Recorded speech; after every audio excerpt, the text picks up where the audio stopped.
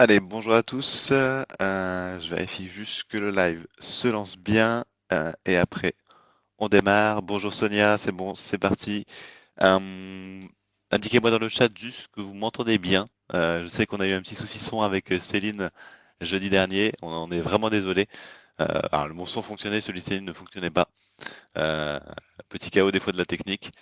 Euh, voilà, juste me dire que tout est OK dans le chat, à la fois pour le son et la vidéo.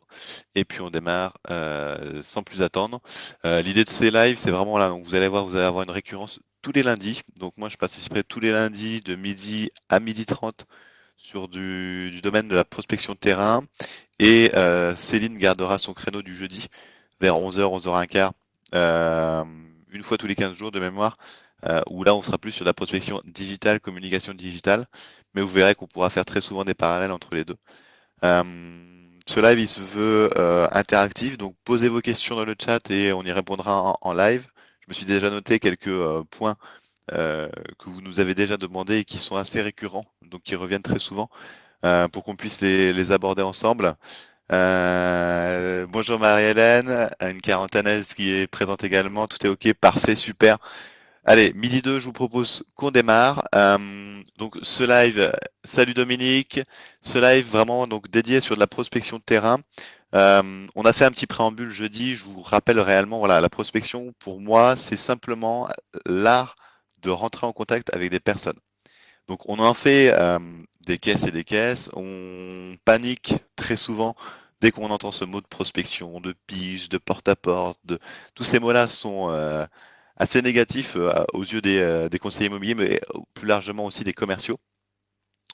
Euh, on va redescendre un peu la pression, c'est lundi midi. Peut-être que vous êtes déjà sur votre pause déjeuner, vous avez commencé votre semaine. J'espère en tous les cas que vous avez bien profité de votre week-end également.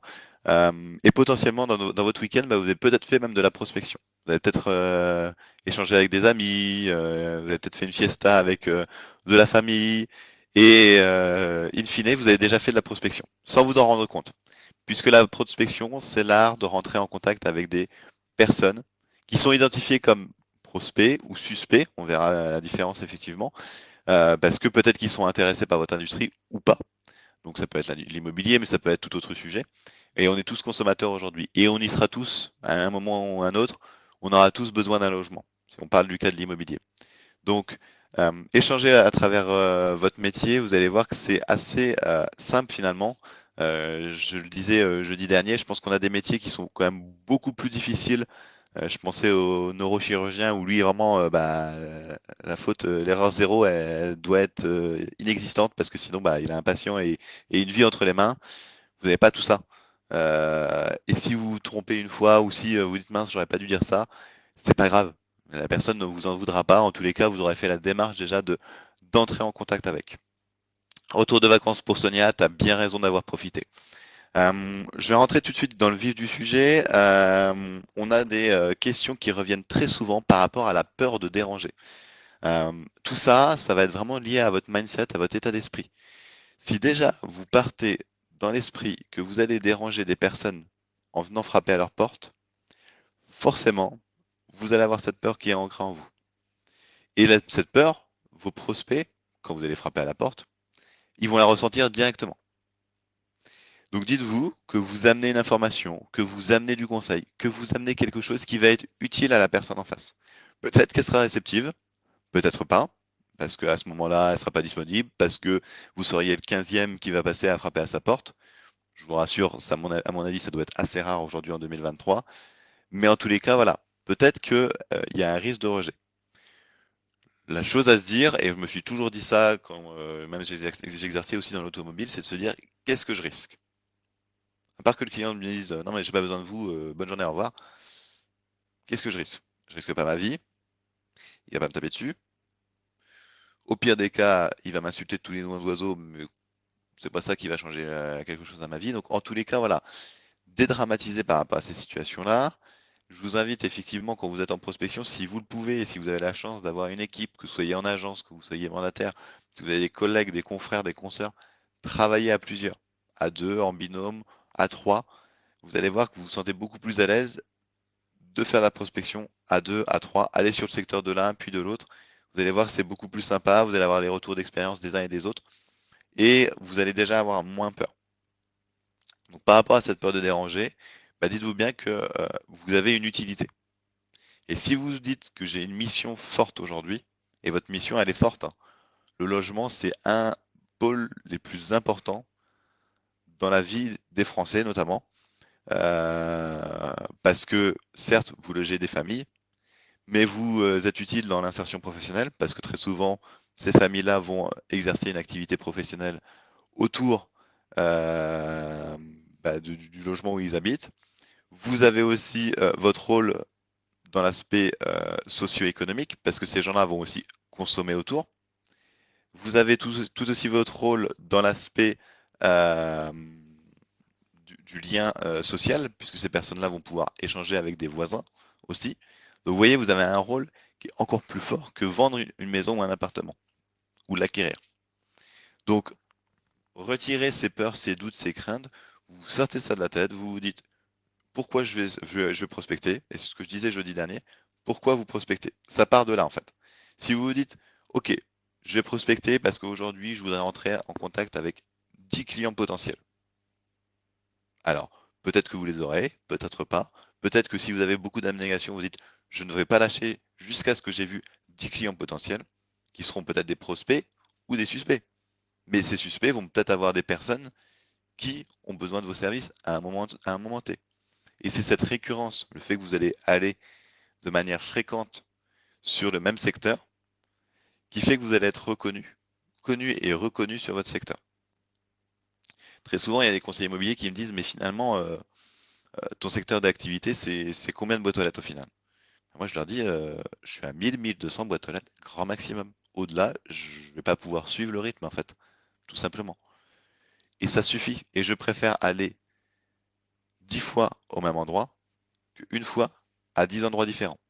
C'est la même technique, vous savez, que le chercheur d'or, en final. S'il va creuser 10 fois au même endroit, bah, il ira beaucoup plus en profondeur que s'il va une fois à 10 endroits différents. Donc, ayez cette logique de récurrence, entrez en contact avec des personnes, et j'ai toujours dit que le boitage, c'est bien, mais personnellement, une boîte aux lettres m'a jamais répondu. Donc, essayez voilà, le plus possible le porte-à-porte, des animations. Je voyais encore pas plus tard que ce week-end une conseillère qui faisait une animation chez un commerçant. Et les commerçants, vous en avez plein chez vous. Ça vous permet de créer un lien avec ce commerçant. Ça vous permet de rencontrer une autre cible, donc ses clients à lui, qui peuvent être aussi les vôtres. Et bah, ça vous permet aussi d'avoir cette logique de rompre l'isolement qu'on peut avoir, notamment en tant que mandataire ou agent commercial, quand vous êtes aussi des fois dans une agence et que vous pouvez être isolé parce que bah, c'est un petit peu chacun pour soi. C'est ce qu'on voit des fois quand moi j'accompagne des membres en coaching. Très souvent, on me dit bah oui, mais je suis dans une agence, mais finalement, je suis un peu livré à moi-même et, euh, et je ne sais pas comment je dois m'y prendre et je ne sais pas par quel bout commencer au final. Donc, ne restez pas seul, ça c'est vraiment la chose importante. Sortez, voyez du monde, mais fixez-vous des objectifs de nombre de contacts. Parce que au final, effectivement, on veut tous obtenir des rendez-vous. Je voyais Corinne qui disait, c'est moi en 2023, ma volonté, c'est d'obtenir plus de mandats exclusifs.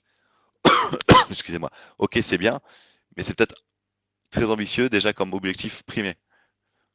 Donc, on va redescendre un petit peu la pelote. Si tu veux beaucoup de mandats exclusifs, qu'est-ce que tu dois faire? Telle et telle action de prospection. Ok. Pour faire telle et telle action de prospection, qu'est-ce que tu dois mettre en place? Tel ou tel support, tel ou tel visuel, telle ou telle communication. Et sur votre agenda, sur la semaine, je sais que je dois accorder 1 heure, 1h30, 2 heures de temps à ma prospection le lundi, le mardi, le jeudi, le vendredi, ou si vous voulez en faire le week-end, comme vous le souhaitez, à votre guise. Mais en tous les cas, vous devez avoir aussi une organisation. Euh, Ça, Céline vous en parlera aussi pour le digital. Si vous n'avez pas d'organisation, ça part en live total.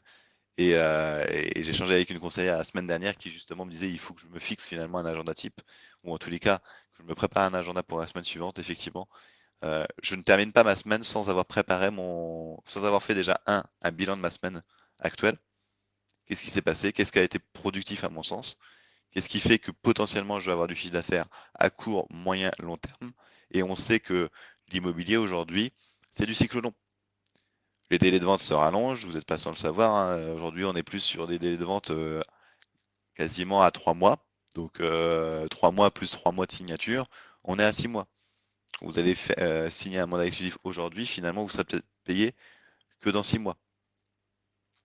Donc il faut avoir aussi anticipé cette avance de trésorerie à avoir. Donc votre agenda, vous devez donc moi je vous invite, voilà, soit le vendredi, soit le samedi, si vous travaillez le samedi, vous bloquez 30 à 40 minutes. Et moi, mon créneau, il s'appelle Réunion avec moi-même. C'est simple, j'ai pas de manager, mais j'ai moi-même et le chef d'entreprise au final, qui est la même personne. Mais en tous les cas, voilà, je me bloque 35 minutes de mon temps. Je fais le bilan de ce qui s'est passé sur la semaine. Combien de rendez-vous vendeurs j'ai réalisé? Qu'est-ce qui a été productif? Est-ce que j'ai réalisé des ventes? Est-ce que j'ai eu des visites mais qui ne sont pas concrétisées? Comment je peux améliorer finalement mon ratio visite-offre? Euh, Qu'est-ce que j'ai mis en place de nouveau? Qu'est-ce qui a fonctionné, pas fonctionné? Est-ce que j'ai déjà eu des retours ou pas? Qu'est-ce que je vais devoir analyser? Voilà, quelques questions comme ça. Et puis, j'ouvre l'agenda. Donc, je suis en agenda électronique, hein, donc j'ai juste à un clic, Google Agenda. Je vais sur la semaine suivante. Ok, combien de rendez-vous vendeurs j'ai de fixer la semaine prochaine? Puisque c'est ça qui me drive au final. Combien de rendez-vous vendeurs je génère chaque semaine pour atteindre mon objectif de chiffre d'affaires et pour atteindre ce que disait Corinne, mon nombre de mandats exclusifs que je souhaite obtenir. Parce qu'après, je connais mes ratios de transformation et je sais combien il m'en faut finalement. Et donc à partir de là, je sais si je suis en avance ou en retard. Et toutes les semaines, je peux corriger le tir. Et j'attends pas d'être en fin juin de me dire bon, je fais le bilan de la mi-année. Est-ce que je suis bien, pas bien? Ah non, je suis vraiment en retard. Ah, mais là, je vais avoir trop de pression. Et puis finalement, je vais me dire, ah, au lieu de prendre 3 semaines de vacances, je vais en prendre 15 jours parce que finalement, je suis tellement en retard. Et finalement, c'est votre santé mentale qui est en jeu là. Donc, dès que vous pouvez corriger le tir chaque semaine, au moins, ça vous permet de relâcher un peu la pression, encore une fois. Et puis de me dire, ah, finalement, c'est possible. Tout simplement, là, c'est possible. Euh, Si j'ai un rendez-vous vendeur en moins la semaine dernière, bon, bah, ça doit être jouable de pouvoir récupérer un autre rendez-vous vendeur la semaine d'après. Et puis, je me fixe mes créneaux de prospection. Quand est-ce que j'ai décidé d'être en prospection terrain? Quand est-ce que je vais relancer les commerçants avec lesquels je souhaite faire soit un jeu concours, une animation commerciale? Quand est-ce que je vais relancer mes anciennes estimations? Quand est-ce que je vais rédiger mes estimations futures avec mes rendez-vous vendeurs que je vais avoir la semaine prochaine?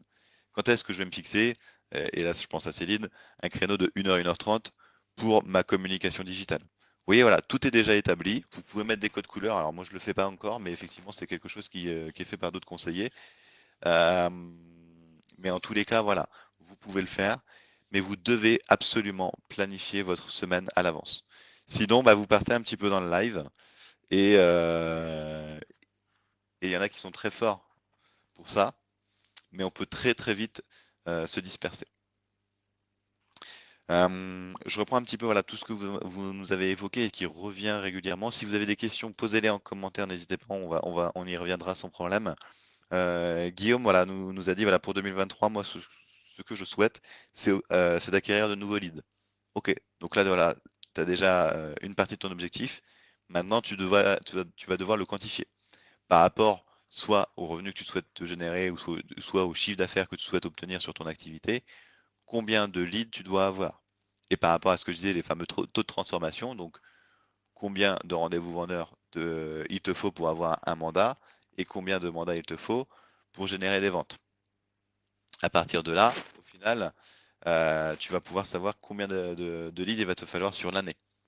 Tu redivises par 10 ou 11 mois parce que vous avez forcément vos 5 semaines de congé parce que même si vous êtes indépendant, bah, vous avez le droit à avoir 5 semaines de congé ou plus.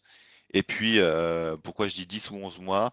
Parce que j'enlève toujours un mois où on sait qu'on a des formations, on sait qu'on a des signatures notaires, etc., qui finalement bah, nous prend quand même beaucoup de temps. Et c'est du temps sur lequel au moins voilà, vous pouvez euh, récupérer et vous dire je fais ça sur 10 mois, comme ça au moins je suis beaucoup plus cool entre guillemets. Ça me demande plus d'efforts chaque mois, mais au moins voilà, si j'ai un relâchement sur novembre ou décembre, ou si bah, le marché s'autant encore plus, au moins je sais que si à la fin novembre j'ai tenu mes objectifs, en décembre je peux respirer et commencer déjà à penser sur l'année suivante. Vous voyez, on est toujours dans cette logique de projection.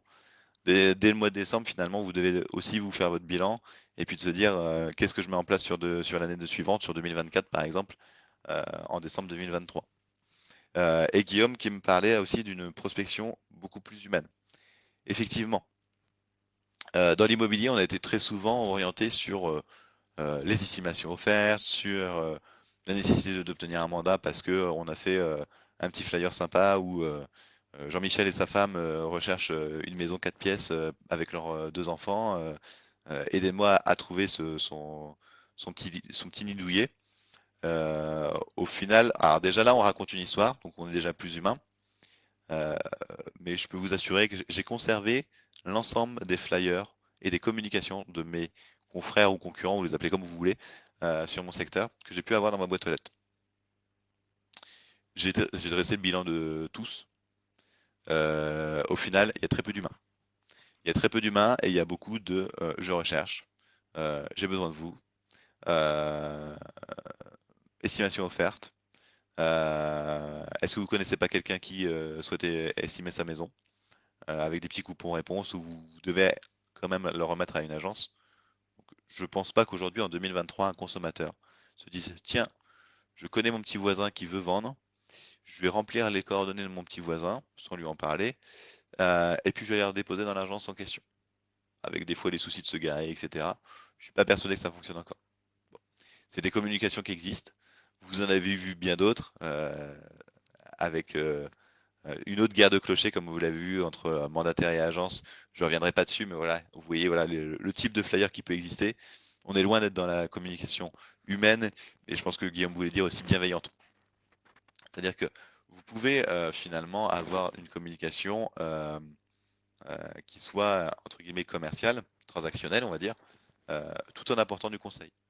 Et là, je vous invite à créer pas forcément que des flyers, mais aussi vous créer un petit journal ou créer euh, des informations locales. Ça peut être la présentation d'un nouveau commerçant ou la présentation d'un commerçant actuel, un conseil IMO, parce que n'oubliez pas que vous êtes quand même conseiller ou agent immobilier. Donc, très souvent, il y a des conseillers qui me disent bah, finalement, j'ai fait soit une gazette, peu importe, un journal local, une communication locale. Mais la réalité, c'est qu'au final, bah, je me suis un peu oublié parce que j'ai ma petite photo tout en bas, parce que je voulais surtout pas me montrer. On en revient à je vois Dominique qui me parle de la peur de déranger. On en revient à la peur de déranger ou un peu le syndrome de l'imposteur. Je vais surtout pas mettre ma photo en grand parce que à la base, je voulais pas faire de communication et je veux pas que les gens ils considèrent ça comme de la pub pour moi. Et à aucun moment tu fais de la pub. Tu apportes du conseil aux gens. Elle est où la publicité? Est-ce que tu vends une maison? Est-ce que tu vends un appartement dans ton flyer ou dans ta gazette? Non. Tu apportes du conseil. Donc, moi, ce que je vous conseille, c'est mettre en avant un commerçant, mettre en avant un conseil déco, habitat. Enfin, les sujets sont tellement vastes. Aujourd'hui, vous avez les taux d'intérêt qui ont augmenté, le taux d'usure où tout le monde en a parlé. Et croyez-moi, bon, j'écoute plus les médias, mais de ce que je vois sur Facebook, je me mets à la place d'un prospect vendeur aujourd'hui. Je pense qu'il est perdu, et le prospect acquéreur autant. C'est-à-dire, mais au final, à quel. Et je vous dis, hein, ce week-end, voilà, j'étais en anniversaire surprise. Ça a forcément tourné sur l'immobilier parce que bah, dès que vous demandez à quelqu'un qu'est-ce qu'il fait dans sa vie, bah, effet de miroir, il va vous poser la question et toi tu fais quoi? Et en réalité, on a parlé immobilier. Et on a parlé de quoi? Des taux d'intérêt. Ça a été la première question. Comment ça va en ce moment? Ah, c'est dur.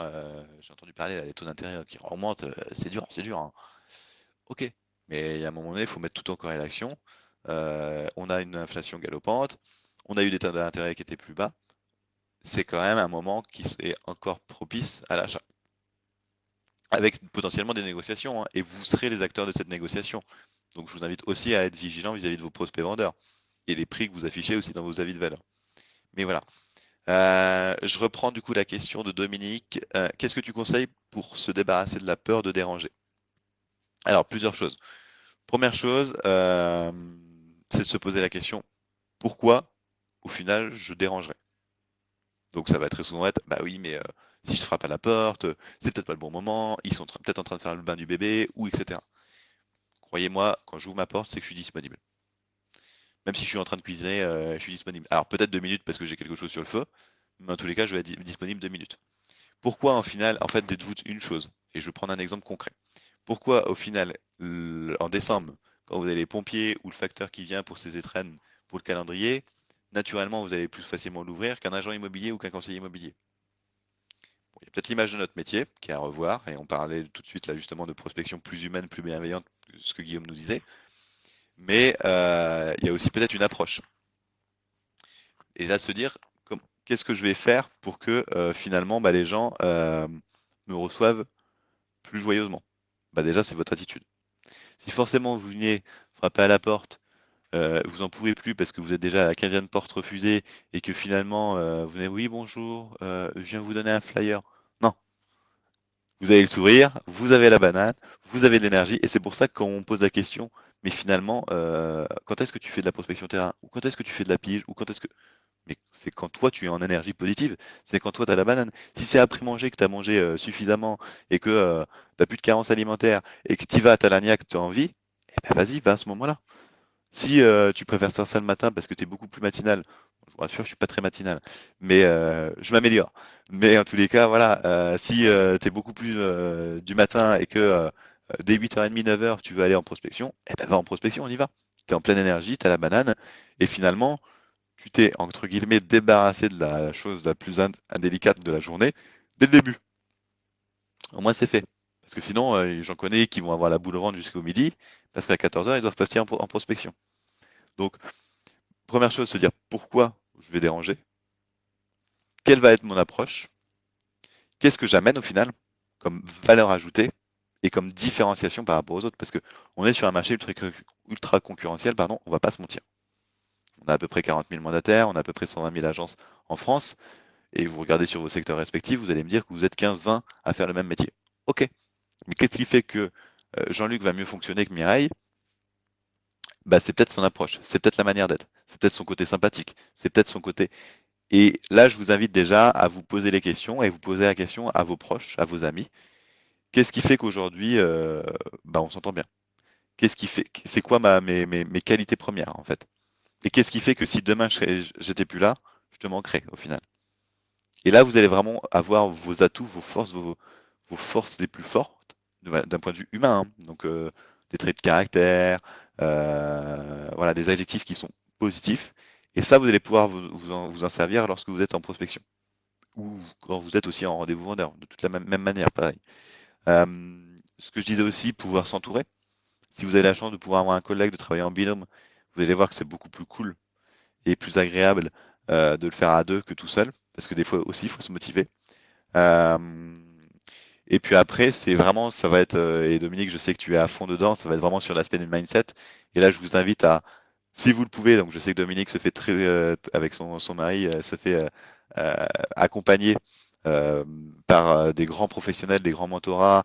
euh, et je peux vous donner quelques noms. Je pense à Max Picchini, je pense à j'avais son prénom, à David Laroche, je pense, voilà. Alors, si vous n'avez pas le budget pour investir dans ces gros programmes-là, qui sont des budgets assez conséquents, on va pas se mentir, regardez leurs vidéos. Je vous mettrai en lien une vidéo de David Laroche que je donne toujours à tous les conseillers immobiliers, je vais me le noter. Euh, Martin Latulippe.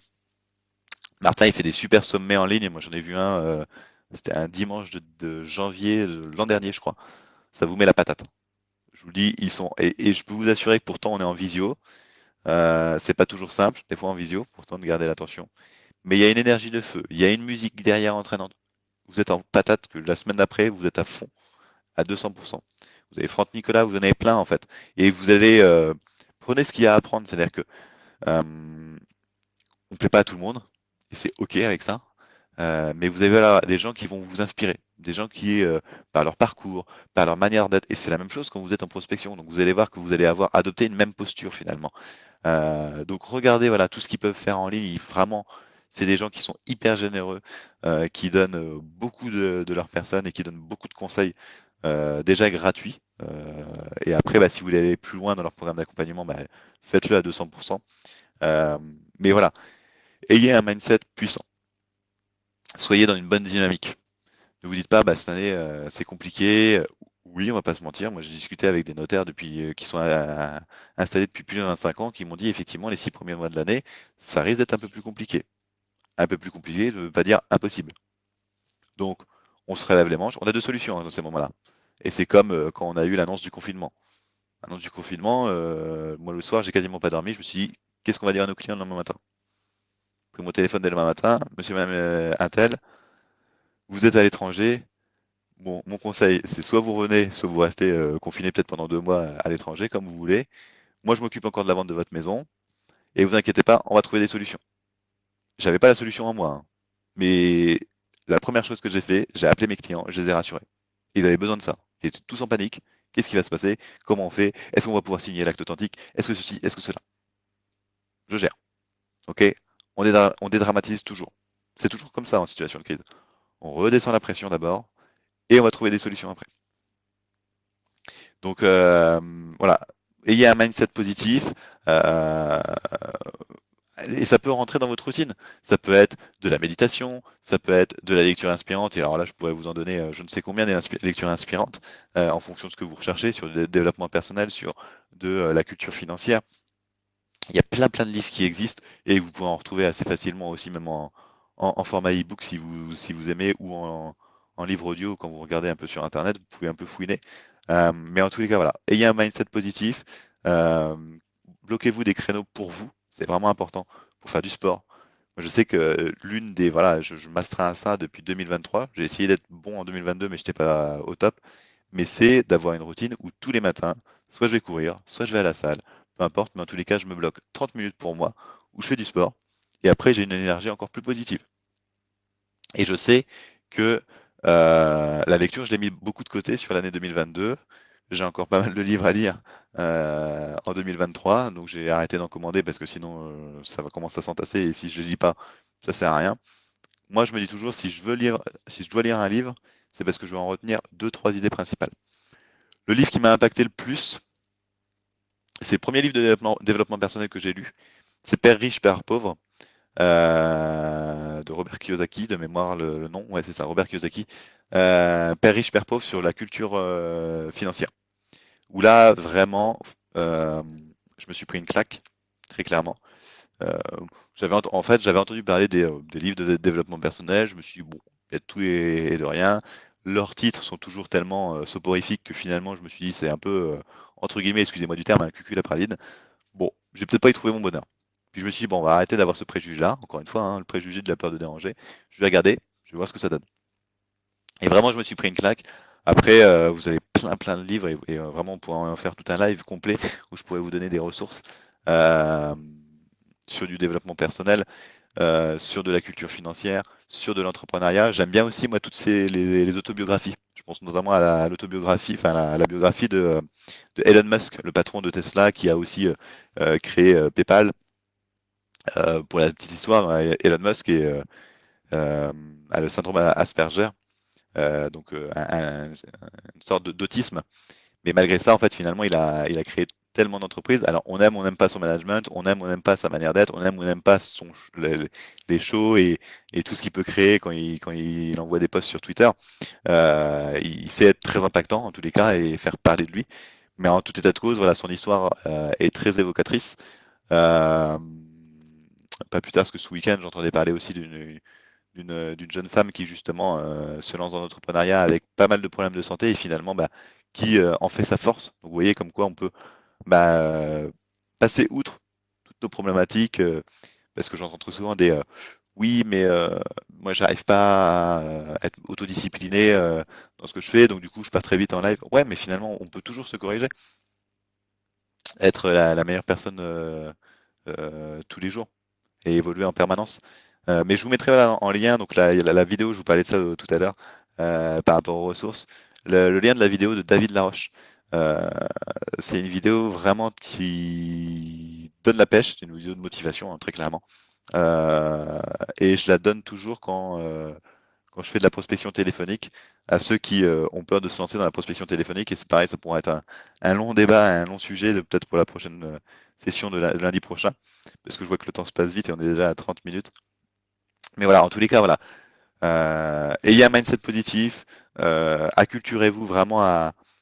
Moi, j'ai toujours une culture d'entreprise. La plus grosse difficulté qu'ont aujourd'hui les conseillers immobiliers, c'est qu'ils n'ont pas cette logique d'entrepreneur, malheureusement. Donc, d'un point de vue trésorerie, des fois, forcément, ça fait mal. D'un point de vue émotionnel, ça peut être aussi difficile parce que, ben, on va pas se mentir, l'immobilier, c'est aussi peut-être 80-90% d'échecs. Donc, il faut être capable aussi de rebondir par rapport à tout ça. Et c'est pas toujours évident. Et puis parce que des fois, on a aussi la famille, tout l'environnement qui aussi nous aide pas parce que on vend pas des maisons, on vend pas des appartements tous les jours. On n'a pas des victoires tous les jours. Enfin, on essaye d'en trouver, mais en tous les cas, des grosses victoires, c'est pas toujours le cas. Il faut savoir rebondir. Il y a des moments où effectivement, on a aussi des événements assez compliqués à gérer parce que ça nous tombe dessus et c'est pas prévu. L'immobilier, c'est toujours fait très souvent d'imprévus, même si on essaye de les contrer en amont, si tout est bien préparé en amont, mais il peut toujours y avoir un couac. Je prends l'exemple de la défaillance du crédit de l'acheteur, même si vous avez tout verrouillé, validé avec votre courtier, il se peut que ça bug. On n'est pas à l'abri de ça en tous les cas, et toutes les externalités négatives qu'il puisse y avoir. Je vous ai évoqué tout à l'heure le confinement. On n'était pas responsable de ça et finalement ça nous est arrivé et on a su rebondir.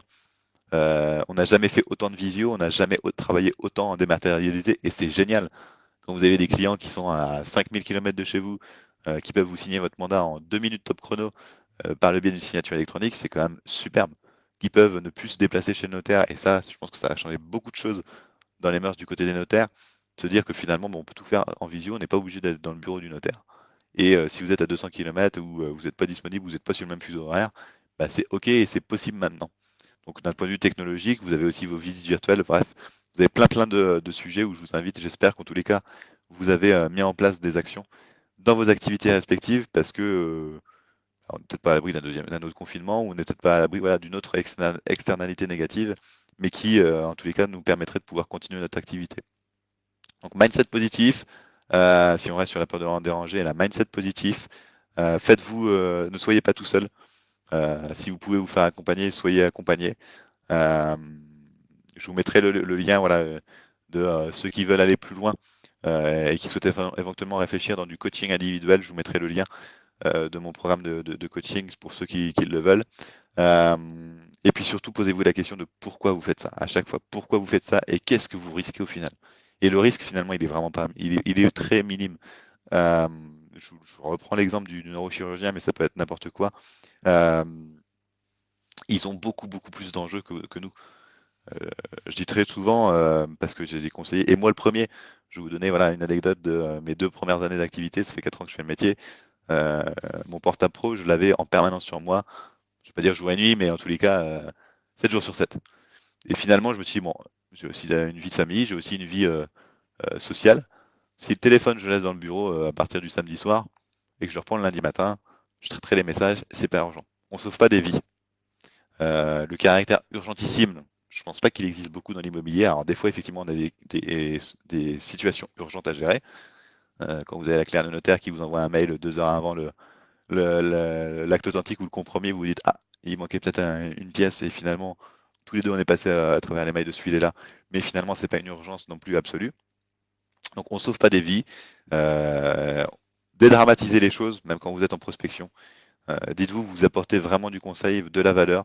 Et à partir du moment où vous êtes convaincu de ça, vous verrez que vous serez impactant vis-à-vis de votre cible, vos prospects potentiels. Et ça vous changera le rapport de force. Et dites-vous, voilà, je suis vraiment là en posture d'amener du conseil. C'est comme on le fait là lors de ce live, hein. Moi, je gagne pas, je suis pas payé par Céline pour vous faire un live, mais en tous les cas, ça me donne un grand plaisir de pouvoir vous donner des conseils issus de mes 4 années d'expérience euh, et de pouvoir aussi dédramatiser les choses à notre niveau. En tous les cas, voilà. Moi, ça m'a fait plaisir. Mettez en commentaire. Vous pouvez nous envoyer aussi des messages en privé s'il y a besoin sur les sujets que vous souhaitez qu'on aborde la semaine prochaine et les semaines suivantes. Bon, je vous ferai une petite présentation également la semaine prochaine, comme ça vous aurez un support aussi visuel. Parce que je sais, et moi le premier, l'audio, c'est pour ça que je vous dis 30 minutes. Au-delà, je pense que je perds ma capacité d'écoute. Donc le fait d'avoir un visuel, et je suis 1000 fois plus visuel qu'auditif, mais ça permet aussi de travailler les deux. Vous permettra voilà, d'avoir à la fois ce que je vous dis, donc en audio, mais aussi du visuel. Merci en tous les cas à tous ceux qui ont été présents. Faites-nous un petit coucou quand vous regardez en replay. Si vous avez des questions, surtout n'hésitez pas. Vous pouvez me taguer aussi dans les commentaires, mais j'irai regarder quand même la vidéo pour m'assurer que voilà, je ne loupe pas de commentaires. Je vous mets du coup les liens que je vous ai évoqués lors de la vidéo. Comme ça, vous allez avoir les liens comme il faut. Et pas de souci pour le lien de David Laroche, je te le mets de suite. Passez en tous les cas une excellente journée, une belle semaine. Amusez-vous, excitez-vous. Dites-vous qu'on fait un des plus beaux métiers du monde parce qu'on loge des familles, mais on fait plus que ça, croyez-moi. Et le caractère émotionnel est très très puissant dans l'immobilier.